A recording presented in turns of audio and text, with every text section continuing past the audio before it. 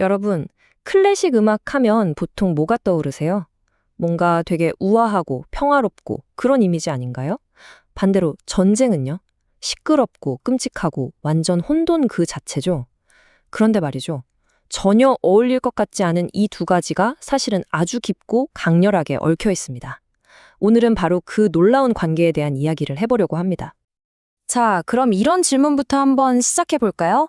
전쟁은 과연 어떤 소리를 낼까요? 아마 대부분은 총소리, 포탄 터지는 소리, 사람들의 비명, 이런 걸 떠올리실 거예요. 물론 맞습니다. 하지만 그게 전부는 아니에요. 네, 우리가 생각하는 것보다 훨씬 더 다양한 소리를 냅니다. 사실 삶과 죽음이 오가는 그 극한의 드라마, 그 치열한 순간들이 있잖아요. 그런 것들이 예로부터 작곡가들에게는 엄청난 영감의 원천이 되어 왔거든요. 말하자면 음악이 그 모든 혼돈과 감정을 담아내는 하나의 그릇이었던 셈이죠. 자, 그럼 본격적으로 시간 여행을 한번 떠나보겠습니다. 첫 번째 이야기는 바로 영웅과 혁명입니다. 전쟁이 어떻게 영웅을 기리고 새로운 시대를 향한 열망을 노래하는 음악을 탄생시켰는지 한번 들여다보죠. 116년. 이 숫자가 뭘 의미할까요? 바로 우리가 흔히 백년 전쟁이라고 부르는 영국과 프랑스 사이의 전쟁이 실제로 이어진 기간입니다. 이름은 100년인데 실제로는 100년도 훌쩍 넘었죠. 이 기나긴 전쟁의 한복판으로 한번 들어가 보겠습니다. 이 거대한 전쟁의 흐름을 바꿔놓은 건 놀랍게도 한 명의 10대 소녀였습니다. 바로 잔다르크죠. 프랑스가 거의 패배 직전까지 몰렸을 때 나타나서 전세를 뒤집은 영웅이요. 안타깝게도 19이라는 어린 나이에 처형당했지만 그녀의 비극적인 삶은 오히려 그녀를 전설로 만들었고 수많은 예술가들의 마음을 사로잡게 됩니다. 이게 참 흥미로운 지점인데요. 보세요. 프랑스의 영웅인 잔다르크 이야기가 국경을 넘어서 그것도 몇백 년이 지난 후에 다른 나라 작곡가들에게까지 영감을 줬다는 겁니다. 이탈리아의 거장 베르디도, 러시아의 차이코프스키도 모두 그녀를 주인공으로 하는 오페라를 작곡했으니까요. 정말 대단하죠. 자, 이제 무대를 프랑스 혁명 시대로 옮겨보겠습니다. 시민들이 왕을 몰아내고 유럽 전체가 그야말로 발칵 뒤집혔던 시기죠. 이런 엄청난 혼돈 속에서 새로운 영웅이 등장할 무대가 차려지고 있었습니다. 그리고 그 무대의 주인공은 바로 나폴레옹 보나파르트였습니다. 그때 저 멀리 오스트리아 빈에 있던 한 작곡가가 이 나폴레옹이라는 인물에게 완전히 매료됐습니다. 바로 루트비이판 베토벤이죠. 베토벤의 눈에 나폴레옹은 그냥 뛰어난 장군이 아니었어요. 낡은 왕정을 무너뜨리고 사람들을 해방시켜줄 그야말로 살아있는 혁명 정신 그 자체로 보였던 겁니다. 하지만 나폴레옹의 야망은 혁명가에 머무르지 않았습니다. 그는 혁명의 영웅에서 프랑스 최고 권력자인 제1통령이 되더니 마침내 1804년 스스로 황제의 관을 써버립니다. 왕을 끌어내린 혁명의 아들이 새로운 황제가 되어버린 거죠. 이 소식을 들은 베토벤은 그야말로 불같이 화를 냈다고 해요. 뭐야, 그도 결국 똑같은 인간이었잖아. 이제 모든 사람들의 권리를 짓밟고 독재자가 되겠지. 이런 심정이었던 거죠. 자기가 믿고 존경했던 영웅에게 제대로 배신당한 기분이었을 겁니다. 그래서 베토벤이 어떻게 했는지 아세요? 원래 나폴레옹에게 바치려고 했던 교향곡 3번 악보 표지에서요.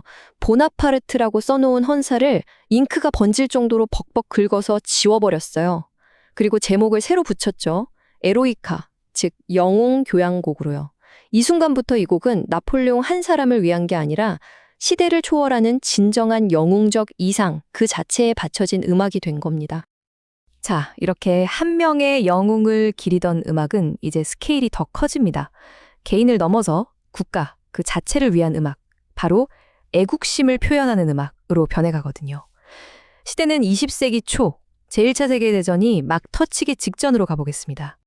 이때 유럽의 분위기는요, 정말 살얼음판 같았어요. 강대국들은 서로 더 많은 땅과 자원을 차지하려고 으르렁거렸고, 크게 두 편으로 나뉘어서 팽팽하게 맞서고 있었죠. 영국, 프랑스, 러시아가 한 팀, 그리고 독일, 오스트리아, 헝가리, 이탈리아가 또 한 팀. 진짜 금방이라도 터질 것 같은 화약고, 딱 그 상태였습니다. 그리고 결국 독일이 프랑스를 침공하면서 전쟁이 터지고 말죠. 이 소식을 들은 프랑스의 위대한 작곡가 클로드 드뷔시는 가만히 있을 수가 없었습니다. 그는 조국을 위해 자신이 할 수 있는 일을 해야 한다고 생각했어요. 총 대신에 그가 든 무기는 바로 펜과 오선지였습니다. 음악으로 저항하기로 마음먹은 거죠. 드뷔시의 대답은 아주 명확했습니다. 가장 프랑스다운 음악을 만들겠다. 이게 바로 음악적 애국주의라는 건데요. 말 그대로 음악을 통해 우리 민족의 정체성을 드러내고 우리는 하나다라고 외치는 겁니다. 그의 음악은 독일의 포화에 맞서는 프랑스의 정신 그 자체였던 거죠. 하지만 정말 안타깝게도 드뷔시는 전쟁이 끝나기 직전인 1918년에 세상을 떠납니다. 그것도 독일군이 파리에 포탄을 쏟아붓는 바로 그 와중에 말이죠. 그의 마지막 작품들은 그렇게 전쟁의 소음 속에서 작곡됐고 그의 삶도 그 포성 속에서 막을 내렸습니다. 음악과 전쟁이 정말 비극적으로 하나가 된 순간이었죠. 자, 지금까지는 음악이 영웅을 기리고 나라를 사랑하는 마음을 표현하는 역할을 했잖아요. 그런데 이제 이야기는 가장 어두운 곳으로 향합니다. 음악이 순수한 예술이 아니라 특정 이념을 위한 무기로 사용되는 시대. 바로 제2차 세계대전입니다. 7,500만 명 이상. 이게 바로 제2차 세계대전에서 목숨을 잃은 사람들의 추정치입니다. 정말 상상조차 하기 힘든 숫자죠. 인류 역사상 가장 거대하고 파괴적인 전쟁의 규모를 이 숫자 하나가 묵직하게 보여주고 있습니다. 1차 대전에서 패하고 깊은 좌절에 빠져 있던 독일에서 아돌프 히틀러가 등장합니다. 그리고 그는 음악이 가진 무서운 힘을 간파했어요. 사람들을 논리적으로 설득하는 것보다 웅장한 음악 하나로 감정을 뒤흔드는 게 훨씬 더 효과적이라는 걸 알았던 거죠. 그는 이 음악을 대중을 선동하고 하나로 묶는 최고의 정치적 도구로 쓰려고 했습니다. 히틀러가 선택한 음악은 바로 리하르트 바그너의 음악이었습니다. 왜 하필 바그너였을까요? 히틀러는 그 이유를 직접 밝혔어요. 바그너의 음악은 사람의 마음을 뒤흔들고 위대한 독일 정신을 보여주며 게르만 민족을 하나로 묶어준다. 그리고 그가 반유대주의자였기 때문이다. 정말 소름 끼치는 말이죠. 음악의 힘뿐만 아니라 작곡가의 사상까지 철저하게 이용한 겁니다.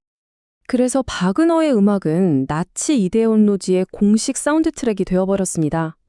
나치당 전당대회 같은 큰 행사에서는 뉘른베르크의 명가수 서곡으로 위대함을 과시하고 군대 행진에는 타노이저의 합창으로 신성함을 부여했죠.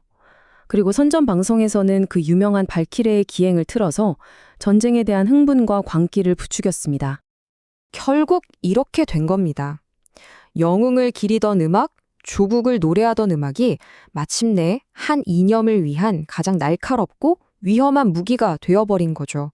이것이 바로 우리가 따라온 음악과 전쟁의 관계, 그 가장 어두운 도착점이라고 할 수 있습니다. 자, 어떤가요? 이 모든 역사적인 배경을 알고 나면 아마 앞으로 베토벤의 영웅 교향곡이나 바그너의 발퀴레의 기행을 들을 때 예전과는 완전히 다르게 들리지 않을까요? 음악 뒤에 숨겨진 이런 이야기들이 우리가 음악을 감상하는 방식을 영원히 바꾸어 놓는 겁니다. 그럼 마지막으로 이 질문을 한번 던져보고 싶네요. 그렇다면 지금 우리가 살고 있는 이 시대에는 어떤 음악이 우리가 세상을 이해하는 방식에 영향을 미치고 있을까요? 어쩌면 우리가 무심코 듣고 즐기는 음악 속에 지금 이 시대의 가장 중요한 이야기들이 조용히 혹은 격렬하게 기록되고 있는 건 아닐까요? 한 번쯤 곰곰이 생각해 보시면 좋겠습니다.